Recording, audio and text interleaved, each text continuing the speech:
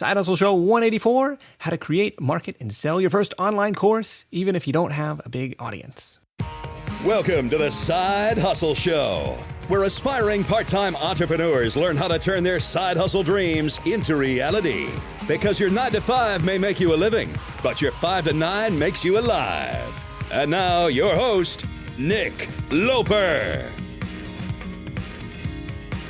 What's up? Nick Loper here. Welcome to the Side Hustle Show, your companion on the journey from employee to entrepreneur. Today's guest has walked that path. Actually, she says she's gone from employee to infopreneur, selling digital products over the interwebs. I'm joined by Bailey Richert from BaileyRichert.com. And today we're talking online courses from the validation stage. Hey, is anybody going to buy this? To the creation stage, and then to the launch and delivery stage. Now, this is kind of a 200-level episode where you don't need to have hundreds or thousands of followers, but it will be helpful if you've been building your online presence for a while and have some readers or subscribers to involve in this process. Now, this is something that Bailey learned the hard way when her first product launch that she spent 9 months on just landed with a thud. So she's going to share her pre-sales process, the tools and software she uses to run her infopreneur business, her pricing strategies, and her high-value course framework. You can find all the notes and links, and you can grab a free PDF highlight reel with all of Bailey's top tips from the call at sidehustlenation.com/Bailey. Bailey with an E, B-A-I-L-E-Y. Before we dive in, I want to take a moment to thank today's sponsor, which is designcrowd.com. DesignCrowd lets you tap into the collective creative crowd of more than 500,000 global designers to create the perfect graphic design for your business. I'm going to be back to tell you a little bit more about DesignCrowd, plus my top takeaways from this chat with Bailey after the interview. But in the meantime, visit designcrowd.com/hustle to get up to $100 off your next design project. Ready? Let's do it. Originally, I actually started off not as an infopreneur business coach, but as an infopreneur who was talking, speaking, and writing about international travel. I love to travel. It's what I do with my lifestyle freedom. And that was my first foray into the infopreneurship world. And I started by writing ebooks. That was my first revenue stream. You got to do before you can teach, right? Oh, absolutely. Or at least any good coach should. Fair enough. So, well, tell me about the book project. Now, like I am high on self-publishing. I think that's a great authority builder and probably to a lesser extent, a good royalty builder as well, or an income builder. Right. I have to agree with you there. And that was my mistake when I originally started. I didn't intend to become an infopreneur or an infopreneur business coach down the line. I actually thought, I'm a good writer. I love travel. I'm going to write travel books and just be an author. And that's going to be my primary revenue stream. So I worked for 9 months writing this book, poured my blood, sweat, and tears into it. And then when it launched, it didn't really take off. It didn't really sell because I had not done any research into understanding exactly what it takes to launch a profitable business. Because that's really what you're doing when you launch any product. You do have to create a business around it. And so I didn't have an email list. I didn't really have a blog or a platform from which to sell. And since my book really didn't take off, I was determined to figure out, okay, why? Let's figure out exactly what I need to do in order to turn this into a legitimate, profitable, sustainable business. And that's when I started getting into other revenue streams, content marketing, a bunch of the other elements that I needed. But even today, what I have found with the additional books that I've written since then and the books that I use in my infopreneur coaching business is that primarily, especially because self-publishing has become so incredibly accessible to the everyday man, that is significantly less profitable as a revenue stream than people think. And because new content is constantly being put out there, even if you are at the top of your game and really famous within your niche, that book is only going to be quote unquote new for a couple of months. And eventually that revenue stream is going to run out of steam. But where ebooks really thrive is in their ability to generate leads. So as a lead magnet, you can give them away to people so that they can learn more about your business and your style of whatever it is that you're teaching. And it also, as you said, establishes your authority in your niche and earns their trust of your audience because you're proving that you know what you're talking about. So what happened after I poured 9 months into this project? It was kind of a dud. So what happened next? Well, Well, like I said, I was determined to figure out exactly what I needed. So that's whenever I started really diving into absorbing everybody else's free content. So many of the other blogger, business coaches, experts out there were talking, on their books and blogs and videos and whatnot about everything that I needed to do. And I had just realized that I hadn't put any effort into any of that marketing stuff that I really needed in order to sell the book. And so that's whenever I got to work. So I started my travel blog. I wrote some additional free materials. I started my email list. And then I also realized I needed some additional revenue streams that were going to be able to sustain me. So that's when I started getting into online courses for the very first time. I started creating courses about international travel that were based upon the material that I used from my first book. So at least all of that effort wasn't wasted. I was able to use a lot of the same material that I had written. I put it into videos, did some teaching in that way, and put it into courses. Originally, I started by putting my courses onto Udemy, since moved away from that platform eventually, but that's where I began my online course journey. So what I'm hearing is audience first, product second. Even if you put your product on Udemy, on Amazon, you still have to kind of provide that initial marketing push. And if you don't have anybody to market it to, then it doesn't go anywhere.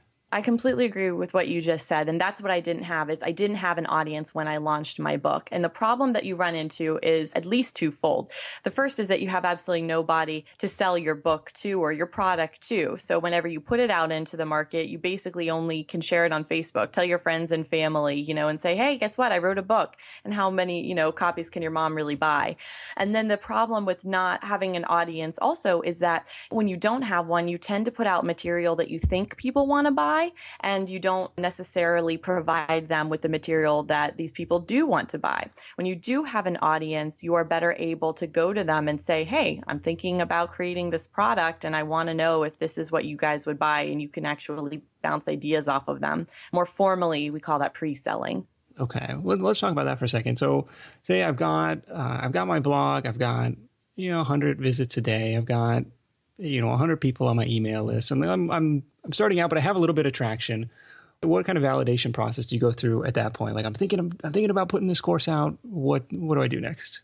Sure. Well, pre-selling is, in my opinion, the best way that you can validate your online course idea, because even though people might tell you what it is that they want, until they actually put out money for it, you're not actually going to know. And that happens a lot in our business, especially if you've chosen to surround yourself with an extremely supportive community. Maybe your email list does have a lot of friends and family on it. They might say, yeah, that sounds like a great course idea, we need this. But then at the end of the day, if they don't buy, it doesn't make a difference if they were supportive or not. They're a bunch of yes people.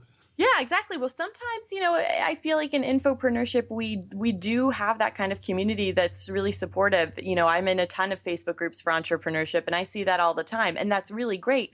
But you also need people, to put their money where their mouth is in order to run a sustainable business. And with pre-selling, you can actually do that. And so what you can do is certainly, of course, have those conversations and find out what it is that you think that they want. And then don't create the content for your course yet. You're actually going to sell enrollments before you create the content.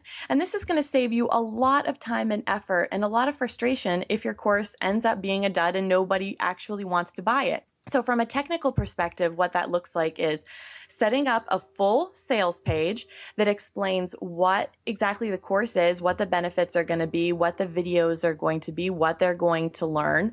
Obviously, since you haven't created the course and nobody's taken it, you don't need to have things like testimonials or whatever, but you need to be as specific as possible about what you're actually going to put in the course when you do make it.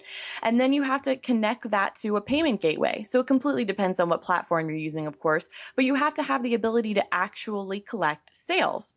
And so what you want to be, though, is very honest about when this course is launching. Don't use copy and terminology like, I haven't created this course yet, I'm just testing. That's silly. Make it seem like the course is actually going to go live, and pick a date in the future by which you could reasonably make the course if it does begin to sell. So that, in my opinion, is usually months. So don't say, in 2 weeks, this course is going to go live. That doesn't give you an opportunity to actually promote, market, sell the course, and then start to create the content.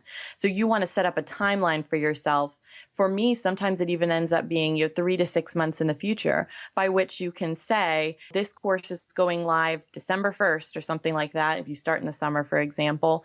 And then you can have a couple of months at the beginning of that process to pitch it to people on your email list, on your website, on your blog. And then there comes a point in that pre-selling process after hopefully you've started making a couple of sales where you get to make a choice. Do I continue with this course and do I actually start creating the content and make this revenue stream? Or do I decide that it's not ready yet, it needs to undergo some changes, and you can refund people's money if you decide you're not going to go ahead with the revenue stream? Sometimes this concept freaks people out because they don't like the idea of holding people's money until they actually have the product. Sometimes people feel like it's an embarrassment to say, oh, I'm actually not going to create the course anymore and give people refunds. But I'm telling you that this is honestly the best way to save yourself frustration from putting time and effort into creating a product that won't sell.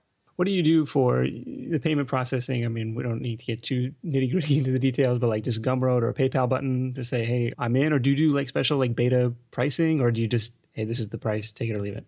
All right. Well, there's really two questions in there: pricing structure and then what software I use. So the software that I actually use for my online courses is ClickFunnels. Now, ClickFunnels doesn't necessarily market themselves as an online course platform, which I think is why a lot of people don't necessarily think of them. They think about online platforms like Teachable or Udemy or something like that, which are specifically designed for you to upload your videos and to enroll students in courses. And those platforms each have their benefits in their own right. And I have been on both of those. But the reason that I actually set up my courses on ClickFunnels, ClickFunnels calls them membership sites, but they're really the same thing, online courses. The reason that I do it with ClickFunnels is because in order to sell an online course effectively, you have to have an effective marketing funnel or sales funnel that's going to be able to collect leads, email addresses, and educate them through a sales funnel process and then pitch them the course. With these other platforms like Teachable, they are the online course video host, but they have absolutely no marketing capabilities. And so even if you do decide to host your courses on Teachable, for example, which is completely fine, and I understand why so many people decide to do that, you're still going to need another software or another system for your sales funnel, whether that's ClickFunnels, Lead Pages, or something like that. I personally just prefer to keep everything in one piece of software, so I do it all with ClickFunnels. Then you asked about the pricing structure. ClickFunnels does payment processing too? Yes, so you have to have a Stripe account, or I think they have a couple other type of payment accounts, but I use Stripe, and you can just link that with your ClickFunnels account. I think maybe they do PayPal or like a couple other things, but I use Stripe. Going back to the validation thing, say I sent the sales page out to my 100 people, I posted it on my blog. What's a good take rate? Or you say I got 3 signups or something, like, is that enough for me to go out and build the course? Or like, oh man, I was really hoping for like 50 or something? Sure. Well, I think that completely depends on how much money you want to make. And I know that's an unsatisfying answer. You probably want, 50% or something like that, but it's simply just not the case because it's going to completely depend on a couple of things. It's going to depend, first of all, on exactly how much content do you expect to put in this course that you're pitching? Did you design a course that's only going to take you 4 hours to record, or did you design a course that has 8 weeks of coaching plus videos plus downloads? If that is the case, and you only got 3 signups, then maybe you want to rethink. But then you also have to look at how much you priced your course for. If you only got 3 signups, but you're selling each one of those courses for $1,000, I'd make that course. I mean, that's $3,000 in my pocket, Okay. Gotcha. So I think that there's certain factors that you need to consider, and there isn't necessarily one right or wrong answer. It's just really up to you to determine, is it worth my time and effort in return for the money, the revenue that I'm going to make in order to create this course. On the course creation side, do you just do screen capture recordings, or are you like doing talking head videos? Like, I know people are nervous about being on camera. I'm nervous about being on camera. So you're like on the technical course creation side. Yeah, well, I think that There's not one right way to do it, and it completely depends on the material that you are teaching. For example, if you are teaching a course on fitness or something, I think that that is a kind of material that would really benefit from having videos of you showing people the exercises Sure. versus having slides about how to do the exercises. And so I think that you have to consider exactly what you're teaching and what the best medium is. But that being said, you certainly don't have to be on camera or have your face on the video the entire time, because I do think that people actually respond well to kind of mixed videos and mixed media, and it keeps things interesting. Okay. You definitely can do slides or screen capture. I use Camtasia for that, which is a really great software that's popular amongst the course creating community. You can get that from TechSmith. I really enjoy it because it not just does that screen capture recording, but it's also a very simple and good video editor as well. So you can import video clips from your phone, you can add call outs, and it does a lot of really other interesting things that is specifically designed for online courses. If you're going to go that route though, I do recommend, and I realize that it is difficult for some people, to show your face at some point in the course. And I recommend in the very beginning in a welcome video or something, especially as infopreneurs who are usually solopreneurs, one person running our business, and we're trying to convince people to purchase our products based on our own life experience and background. We need to be authentic, and we need to let the customers know that you're learning from the expert. It's not someone else that's doing the videos. You're there. It gives them that personal connection with you, almost as if you were in a classroom. So even if every video is not like that, at least if one or two are, especially towards the beginning, I think that's critical. The relationship is with you, so the course should be with you as well. Yeah. Show your face. I think I like that part. Do you do like the familiar 3-tiered pricing structure where it's like, okay, for the entry level you can get just the slide deck or whatever, tier 2 is the actual video course plus the whatever. And then, here's the large package is the full meal deal, and you get, the one-on-one handheld, all this stuff. Here's how you have that set up. Sure. I do pricing tiers. I don't do what you just suggested, which is limiting the amount of content that people get with each tier. The reason that I offer pricing tiers is honestly to encourage more people to sign up based on their financial situation. And so the first tier that I offer is what I call the flex payment plan, which is simply a payment plan. So people can make 3, 4, however many payments of a smaller amount to encourage them to sign up sooner rather than later. Because I think that if somebody needs to save up a certain amount of money for a course, by the time they really save it up, they might decide, I'd rather spend it on, my paying off my credit card or something. Okay. So I think that really encourages people to sign up. And of course, that actually is going to be a little bit more expensive for them in the end, but they like the flexibility. And they get access to everything with that. I don't hold back any content. If they're willing to pay the money, they should get access to everything. Okay. Then I offer what I call the best value plan, which is if you pay for the whole course up front, you get a small discount. So it would be, pay for it in full with the best value plan and save $97, like one payment off the flex plan or something like that. So you're really encouraging people to make the commitment up front by offering them a little bit of financial incentive. And then I do offer an advanced, what I call support tier, which is the best value plan price plus an extra amount. And that is usually for some extra one-on-one time with me. So whether that's an additional coaching call or to join some, special group or something like that, usually it's the hand holding that you were talking about. I like that. Give people some options. Yeah, absolutely. I mean, when you're running a business, you want to provide as much value as possible, and you want to make it easy for people to say yes. And so I understand, why you demand the price that you demand. And people sometimes say, I don't give the friends and family discount. I am what I am. I'm standing in my truth of my price and whatever. And I get that. But at the end of the day, if nobody's buying from you, you don't have a viable business. So you need to do whatever you can to work with your customers to make it easy for them to say, yes, I want to buy this product, and to actually hand their money over. And going through the pre-sales process as a way to do that without having gone through the effort of like actually filming the thing first if there's no demand for it. Exactly. And I do offer during that pre-selling period, I call it launch pricing. So I will take my 3 tiers and I'll reduce them even a little bit. And I make it very clear on the website by using either red color font or something like that, that when the course goes live on the future launch date, the price will also be going up. And so that again encourages people to enroll. And so with those price discounts and I'm pre-selling, if nobody's buying, that tells me that there's a problem with the product that I'm offering. Okay. Tell me about your experience with Udemy, because we've heard from some people who have done really well on the platform, and the value proposition is, hey, if you have an audience of 100 people on your blog, look, we've got a built-in database of 10 million students. Like, why not put your course up here? Yeah, I get their value proposition, but there's a lot of stuff that they don't tell you. I was originally on Udemy with my travel courses, but once I got better at infopreneurship and decided to do online business coaching, I decided that I was going to start all of those courses on my own platform and learn more about that. And I think that it's been a lot better for me. And so here's some of the issues that I have about Udemy. The first thing is that even though they do have, 10 million students or whatever, it is a marketplace, which means that when your course goes live, it is being positioned in the marketplace right next to somebody else's course, and they might be teaching the exact same thing as you, and their course simply might be better. I mean, especially if you're a new course creator, you're trying to figure out what your style is, you're trying to figure out exactly what it is that you can handle as far as how fast can you make content, you make mistakes, you learn. And so there's going to be people on there, because Udemy has been around for a while now, that are pretty established, and so you are competing with those people. Another thing that you have to realize is that when you see courses on Udemy that have 5,000 students, those are not 5,000 paying students. Udemy gives you the ability to give out free coupons for your courses. And if somebody enrolls in that course with a free coupon, it's counted as an enrolled student.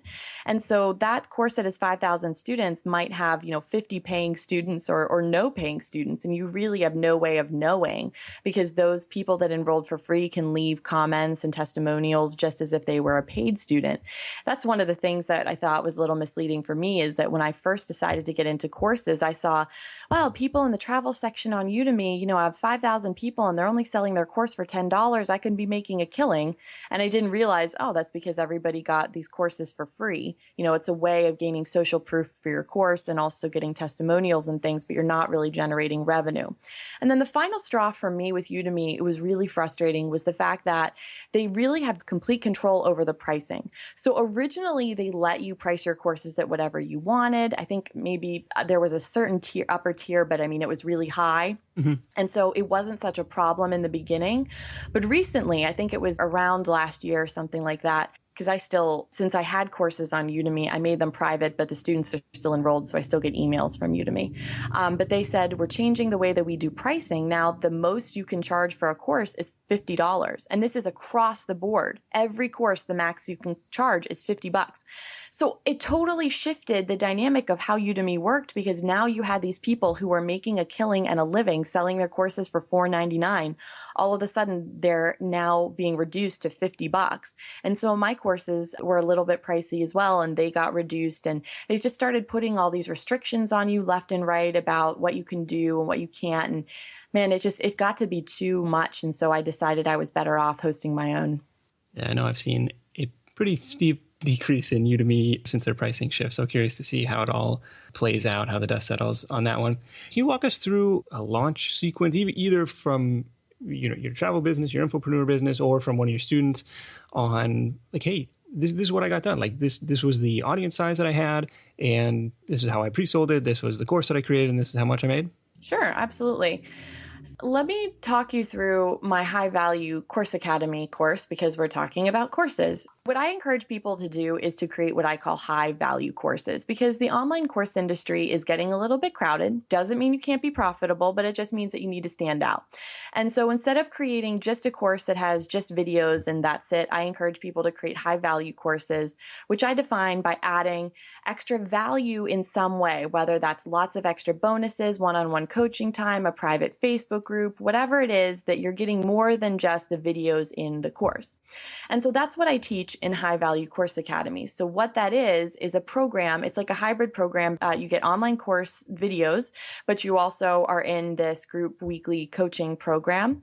And so I only launch this once a year. And so the reason that it's not evergreen is because of the coaching element of the program. I can't run it 24/7. It's just a little impossible for me.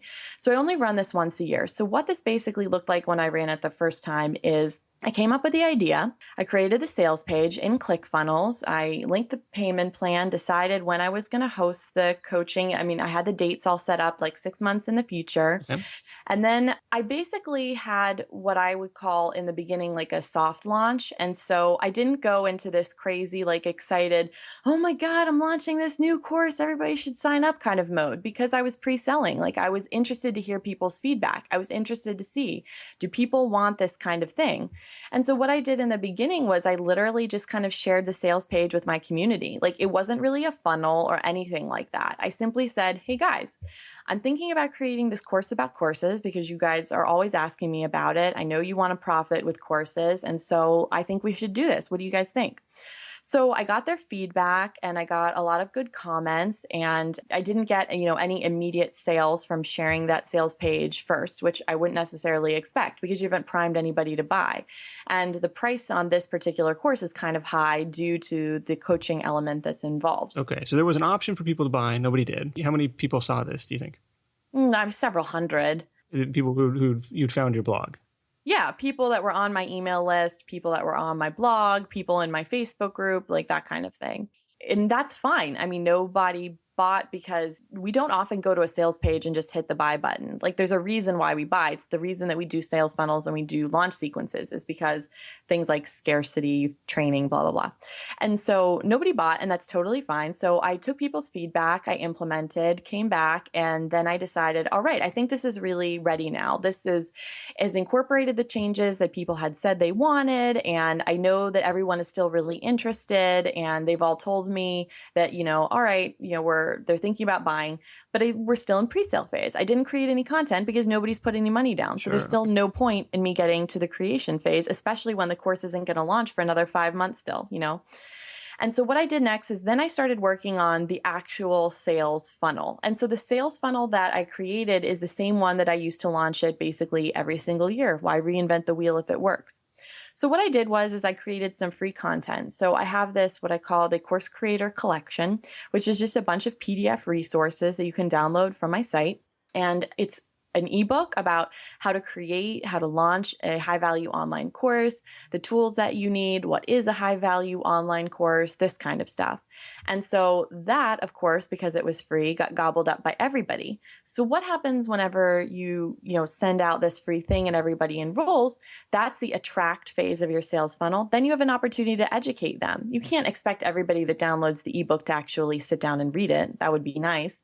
But instead, we educate them about what the course is, why you need it, why I'm doing this, through a series of video trainings. And then after that, you pitch the course and you tell them this is special launch pricing. That's when you start sending the emails towards the end of the pre-sale period when it's getting closer to the actual launch, and you start saying like, hey, 2 weeks left. Are you going to enroll for this? That sort of thing.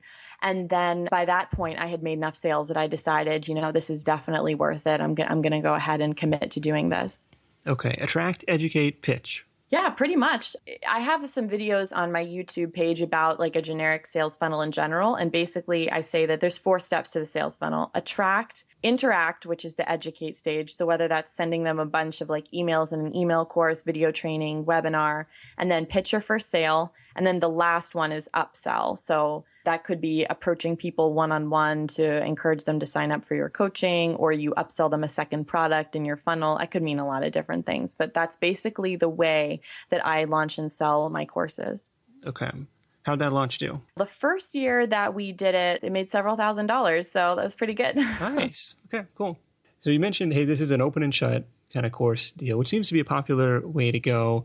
But the problem with that is like, it's this influx of cash, hopefully, and then a drought for like another year in your case.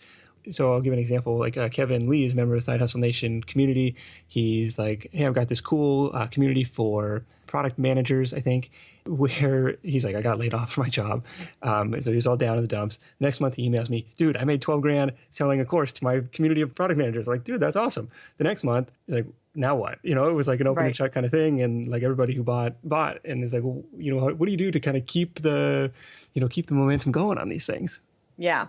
So, first of all, in my business as a coach, one of the things that I stress to people, and I think I said this earlier, is that you're not just creating one product. If you have that mindset, then you're never going to be able to generate a sustainable income for yourself to actually quit your 9 to 5 and live the lifestyle you want.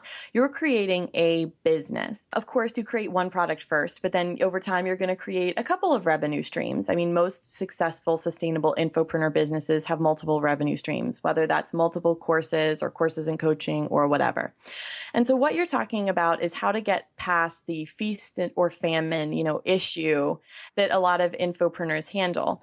And here's what I recommend is that you need some courses that are evergreen and you need some that launch once a year. And the way that you determine the difference is this. First, what the prices are, and second, whether or not this is a course that you want people to be enrolling in on a consistent basis. So let me use my business as an example. I have my flagship course. It's called Infopreneur Institute, and it walks people through the 6-step process for launching an infopreneur business from scratch. It's my flagship course, and I want people who come across my business to be enrolling in that course 24/7, 365. It's an evergreen course.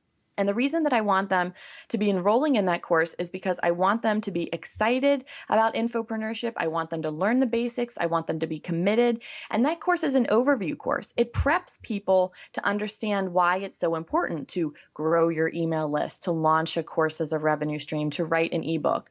And I have other courses about those topics. So by them enrolling in my Evergreen Infopreneur Institute course, they get the basic knowledge they need. They're jazzed about infopreneurship. They want to work with me as a coach. They want to buy my other courses. So that's a good thing.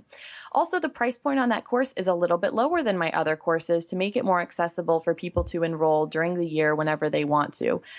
Then I have other courses which are a little bit pricier, and I only launch those courses once a year simply because of the amount of effort that is involved for me. I'm a solopreneur. I do have virtual assistants and graphic designers and stuff that work for me, but I don't have any full-time employees, which means that, I'm doing all of this work by myself, and I simply can't manage running an online course that has a group coaching element, all year round.